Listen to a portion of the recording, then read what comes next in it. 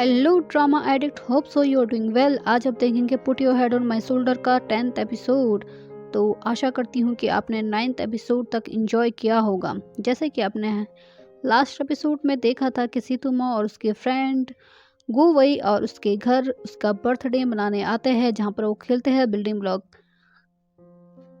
Game, जिसमें सीतुमो को मिलती है पनिशमेंट, जिसमें उसे गुवई की आंखों में देखना होता है क्योंकि उन्होंने पहनी होती है सेम ड्रेस, वो भी येलो। नाउ अब आज हम देखते हैं कि गुवई को जब ये पनिशमेंट मिलती है तो उसे सेल्फी लेनी होती है किसी के साथ जिसे वो पसंद करता है। तो गुवई बड़े स्मार्टली सबके साथ अपनी सेल्फी लेता है। अब वो चाहता था कि वो सीतुमो के साथ सेल्फी ले, पर वो ऐसा कर नहीं सकता था, इसलिए उसने सबको उसमें इंक्लूड किया और उन सब के साथ सेल्फी ली। तो वो जब सेल्फी दिखाता है तो वो कहता है कि इसमें से तुम किसे पसंद करते हो, तो वो कहता है कि मैं खुद को पसंद करता हूँ, मैंने खुद के साथ सेल्फी ली है, जो काफ़ी स्मार्ट आइडिया है। इसके बाद उसके सारे फ्रेंड पीकर काफ़ी टुन हो जाते हैं और उन्हें घर ले जाना काफ़ी हो जाता है मुश्किल। तो उनके सारे फ्रेंड को उनकी फीमेल फ्रेंड घर पहुंचा देते हैं। अब सीतुमो जब वापस अंदर आती है तो वो देखती है कि सारा घर मैश है और गुवई पीकर बेहोश हो चुका है, लगभग सो चुका है। तो वो पूरे घर की सफाई अकेले करती है। उसके बाद वो गुवई को आवाज़ मारती है, गुवई। तो गुवई कोई जवाब नहीं देता क्योंकि वो सो रखा है। तो वो कहती है कि उठो, अपने रूम में जाओ। वो उसे उठाने की काफ़ी कोशिश करती है, पर वो काफ़ी हैवी है तो उसे उठा कर ले जा नहीं सकती, इसलिए वो कहती है कि तुम यहीं सो जाओ, मैं जा रही हूँ। वो वहीं सो जाते। आधी रात में उसकी आंखें आधी खुली होती है, आधी नींद में होता है वो, और एक टक करके कमरे को देख रहा होता है। वहीं सीतुमो को ध्यान आता है कि उसने गुवई को कवर नहीं किया, तो वो सोचती है कि उसे ठंड लग जाएगी, इसलिए वो उठती है और बाहर रूम में आती है। वो देखती है कि गुवई बैठा हुआ है और वो बैठ के सो रहा है। वो उसे देख के हंसने लगती है और उसके फेस को टच करती है। अब गुवई हल्के से आंखें खोलता है और उसे दिखती है सीतुमो, तो वो उसे किस कर देता है।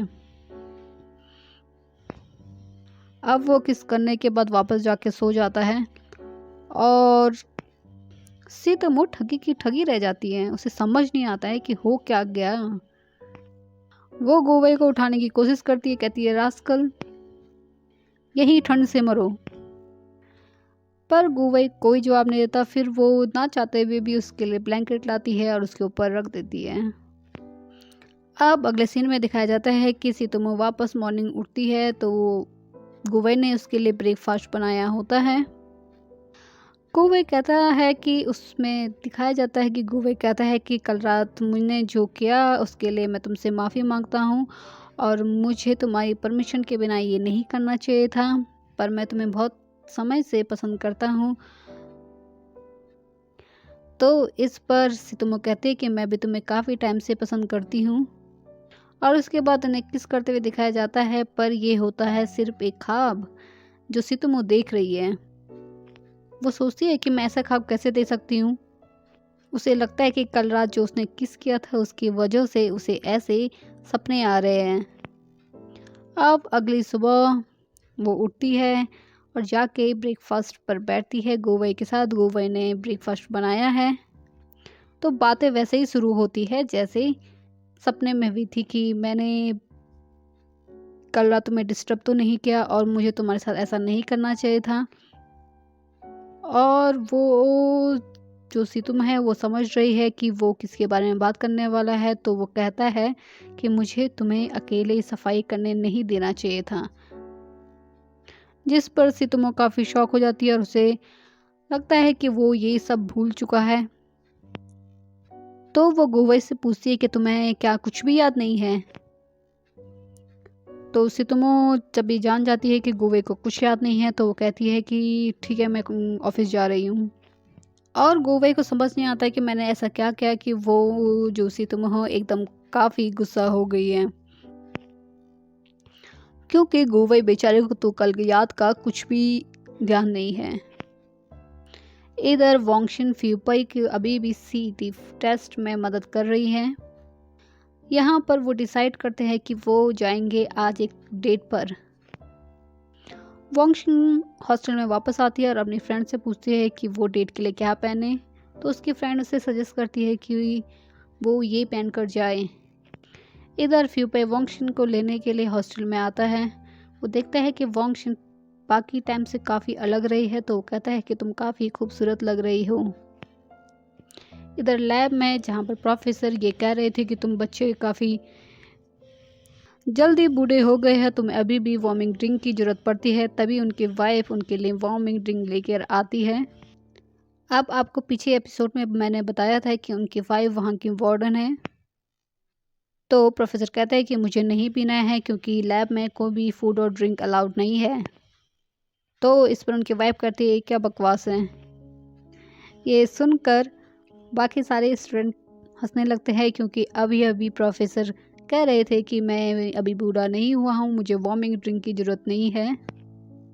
उनकी वाइफ सभी को वो वार्मिंग ड्रिंक पिलाती है जो पीने में बहुत अच्छा नहीं होता, पर उनकी वाइफ सभी को लास्ट तक पीने के लिए कह। अगला सीन ऑफिस का दिखाया जाता है जहाँ पर शासा प्रोजेक्ट हाथ से निकल जाने की वजह से काफ़ी गुस्से में है, इसलिए वो मीटिंग छोड़कर चली जाती है। उनके पास अभी भी एक जूस का एडवर्टाइजमेंट बाकी है जिसके लिए उन्हें जल्द ही उस पर काम करना है। इधर वांगशिन और फ्यूपई अपनी फर्स्ट डेट पर आ गए हैं। वांगशिन चाहती है कि वो फ्यूपई का हाथ पकड़े, पर फ्यूपई अपना फ़ोन हाथ पर रख लेता है, पर वांगशिन कहाँ हार मानने वाली थी, वो उसकी बाहों में अपने हाथों को डाल देती है। उसके बाद वांगशिन फ्यूपई के लिए ड्रिंक खरीदती है। फ्यूपई कहता है कि मेरे साथ फर्स्ट टाइम ऐसे हुआ है कि किसी लड़की ने डेट पर पे किया होगा। के बाद वो खेलते हैं गेम खेलते हुए फ्यूपई काफ़ी खुश होता है और वो वांगशिन के साथ चीटिंग करता है जिसके लिए वांगशिन उसे मारती है। उसके बाद वो जाते हैं क्रेन मशीन पर जहाँ पर उन्हें डैडी वहाँ से निकालने होते हैं। वहाँ पर सिर्फ डोरेमोन का डैडी होता है। वो दो निकाल कर वांगशिन को देता है। जब वो दूसरा गेम खेल रहे होते हैं तो फ्यूपई के मुंह से निकलता है मोमो, जिसकी वजह से वांगशिन काफ़ी दुखी हो जाती है क्योंकि फ्यूपई के मुंह से अभी भी मोमो का नाम आता है पर वांगशिन का नहीं। डेट ख़त्म होने के बाद फ्यूपई वांगशिन को हॉस्टल छोड़ने जाता है और वो कहता है कि वो माफ़ी चाहता है क्योंकि उसने डेट ख़राब कर दी। वांगशिन कहते हैं कि हम अपनी डेट कंटिन्यू रखेंगे और हम नेक्स्ट टाइम मूवी पर मिलेंगे जब मुझे कोई मूवी समझ आ जाएगी। उसके बाद वो कहती है कि ये सारी चीज़ें मोमो की फ़ेवरेट है, पर मैं चाहूँगी कि तुम मेरे लिए मेरी फेवरेट चीज़ें करो। तो फ्यूपई कहता है कि मैं इन्हें ले जाऊँ, तो कहती कि नहीं, मैं इन्हें अपने पास रखूँगी एज तुम्हें गिल्टी फील कराने के लिए। अब इधर मोमो को गुवे का मैसेज आता है कि वो लैब में ही रहेगा आज, तो वो उसे मैसेज बैक करते हैं कि वो हॉरर मूवी अकेले देखेगी। इधर लैब में गुवे को अपनी तबीयत ठीक महसूस नहीं होती है, तो वो कहता है कि मैं घर जाता हूँ ताकि किसी और को इन्फेक्शन ना फैले। जब मोमो ऑफिस से वापस आती है तो फ्यूपई उसका इंतज़ार कर रहा होता है। वो मोमो कहता है कि हम बात कर सकते हैं, पर मोमो उसे रिजेक्ट करती है, मना करती है। तब उसकी फ्रेंड आती है और कहती है कि चलो हॉट पॉट खाने चले। वो तीनों एक साथ जाते हैं। यहाँ पर सितुमो फ्यूपई कहती है कि तुम शिनशिन यानी वांगशिन के साथ जैसे तुमने मेरे साथ किया वैसा मत करना। जब सितुमो घर आती है तो गुवे उसका इंतज़ार कर रहा होता है क्योंकि वो काफ़ी लेट हो गई थी। गुवे काफ़ी गुस्से में होता है, तो वो कहता है कि तुम इतनी देर कहाँ थी। तो वो कहती है कि मैं फ्यूपई के साथ गई थी। तो वो कहता है कि तुमने तो फ्यूपई को रिजेक्ट कर दिया था। तो इस पर सितुमो कहती है कि वो आ गया था तो मैं क्या करती। अब गुवे काफ़ी गुस्से में होता है, तो वो जाता है अंदर बेडरूम में और यहाँ पर सितुमो को समझ नहीं आता कि गुवे इतने गुस्से में क्यों है। अर्ली मॉर्निंग भी गुवे का मूड वैसे ही ख़राब होता है। सितुमो उसे मनाने की काफ़ी कोशिश करती है। वो कहती है कि काश बर्फ़ पड़ जाए, मुझे बर्फ़ काफ़ी पसंद है, और वो उसे हॉटपॉट ऑफ़र करती है, पर गुवई कहता है कि तुमने तो कल ही खाया था। यहाँ पर साफ दिखता है कि गुवई काफ़ी जेलस है। जब गुवई लैब पहुँचता है तो सभी को पता लग जाता है कि गुवई का मूड ठीक नहीं है। सभी उससे बार बार पूछते हैं कि क्या तुम ठीक हो, क्या तुम्हारा मूड ख़राब है। वो हर बार यही कहता है कि ठीक हूँ ठीक हूँ, पर सभी के काफ़ी पूछने के बाद वो बताता है कि उसकी गर्लफ्रेंड यानी जिसे वो पसंद करता है वो अपने एक्स बॉयफ्रेंड से मिल रही है। तो उसका मेट उसे सजेस्ट करता है कि अगर वो हमारे कॉलेज का है तो तुम्हें उसे मानना चाहिए, पर प्रोफेसर उसे ऐसा करने से मना करते हैं। काफ़ी आड़े तिरछे आइडिया के बाद उनके प्रोफेसर उन्हें कहते हैं कि मैं तुम्हें कुछ दूंगा, तुम एक्सपेरिमेंट ख़त्म होने के बाद भी कुछ देर यहीं रहना। प्रोफेसर उन्हें लड़की पटाने की एक बुक देते हैं। गुवई उसे पाकर काफ़ी खुश होता है। आप दोनों रूम में है, तभी आता है गुवई की सीनियर का कॉल, और वो कॉल के लिए रूम से बाहर निकल जाता है। यहाँ पर सितोमो काफ़ी परेशान हो गई है कि किसका कॉल है और मुझसे दूर जाके क्यों बात कर रहा है। अब जब गुवई अंदर आता है तो सितोमो टीवी देख रही होती, वो तक कहती है कि कितना हैंडसम लड़का है। तो वहाँ पर एक लड़के ने पाइनएप्पल हेड सा हेयर स्टाइल बनाया होता है, तो वो पूछता है कि तुम्हें पाइनएप्पल पसंद है। वो कहता है कि तुम्हारे बाल से तो बेहतर है।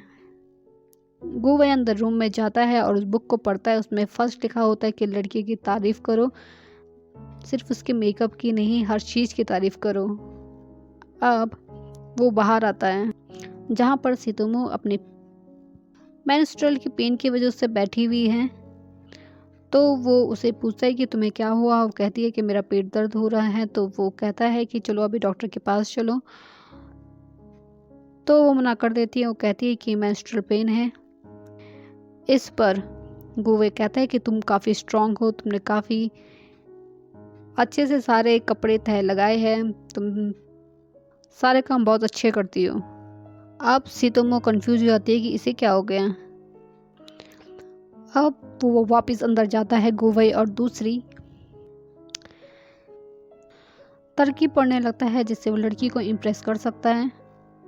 पर एक तरकीब काम ही करने वाली होती है। तब तक वो अपने सीनियर का नाम ले लेता है और सितोमो फिर से गुस्सा हो जाती है क्योंकि उसे उसके सीनियर से जेलसी फील होती है।